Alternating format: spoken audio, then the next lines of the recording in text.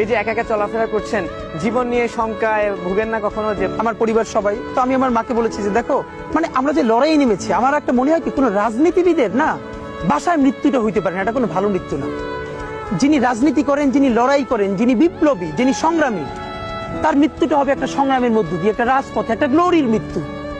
আমি তো ভীষণ ভাবে প্রত্যাশা করি, আমি ছোটবেলা থেকে এই স্বপ্নটা দেখি, অনেক জায়গায় বলেছি যে একটা তুমুল মিছিল হচ্ছে অন্যায়ের বিরুদ্ধে, সেই মিছিলের সামনে আমি আছি, কোনো একটা বুলেট এসে আমার বুকটা হয়তো বিদ্ধ করে দিয়েছে, এবং সেই মিছিলে আমি হাসতে হাসতে আমি শহীদ হয়ে গেছি।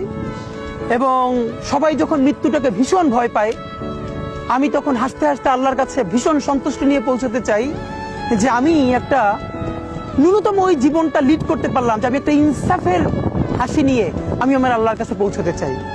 সুতরাং আগামী 50 বছর বাঁচলাম, কোনো ইম্প্যাক্ট তৈরি হলো না আমার দিয়ে, দেশের জন্য, রাষ্ট্রের জন্য, উম্মার জন্য, জাতির জন্য।